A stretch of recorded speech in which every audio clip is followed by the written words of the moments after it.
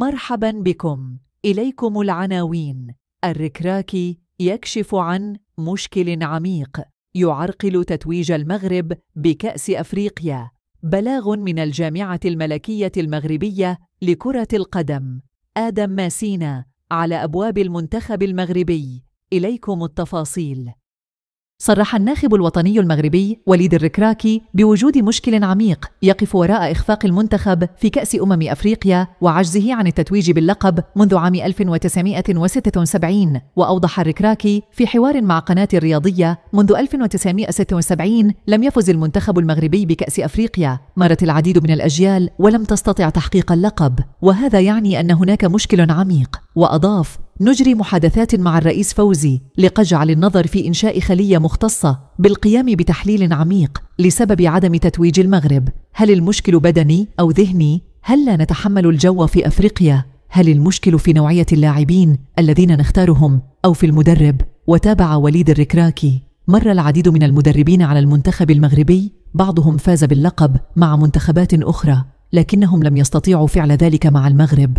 هناك مشكل عميق يجب تحليله، وسنرى ما يمكننا فعله مع أخصائيين سواء أطباء أو لاعبين سابقين أو حتى مدربين سابقين للمنتخب لجمع التفاصيل والاشتغال عليها كي يكون المغرب في المستقبل في مستوى منتخبات غانا ونيجيريا ومصر والكاميرون التي تعرف كيفية الفوز في هذه البطولة. يشار إلى أن المنتخب المغربي ودع كأس أفريقيا 2023 من ثمن النهائي بعد خسارته أمام جنوب أفريقيا بهدفين نظيفين.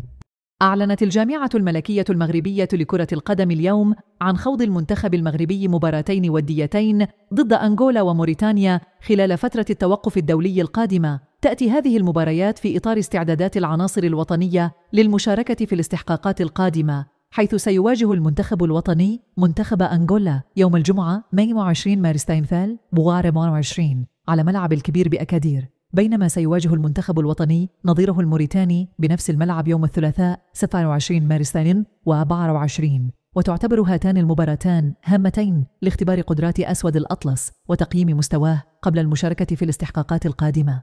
استعاد الدولي المغربي آدم ماسينا مدافع تورينو الإيطالي لكرة القدم الكثير من إمكانياته خلال المدة القصيرة التي يقضيها مع ناديه الجديد الذي انتقل إليه في الميركاتو الشتوي قادما من أودينيزي. وأشارت صحيفة لا ريبوبليكا تورينو الإيطالية إلى أن مسؤولي نادي تورينو يدرسون إمكانية الاحتفاظ بماسينا خلال الصيف المقبل بعد الأداء القوي الذي ظهر به ضمن منافسات بطولة السيري أمان اعتبره مدرب النادي إيفان يوريتش إشارات قوية على استعادة ماسينا كل مؤهلاته وقدرته على تقديم الإضافة المطلوبة للنادي. ولعب آدم ماسينا 117 دقيقة بقميص تورينو، تمثل ضعف الزمن الذي لعبه مع ناديه السابق أودينيزي في 13 مباراة. شارك في 4 مباريات وظل رهين كرسي الاحتياط في 9 مباريات، ما سرع من مغادرته أودينيزي على سبيل الإعارة إلى نهاية الموسم الجاري بحثاً عن مساحة زمنية كافية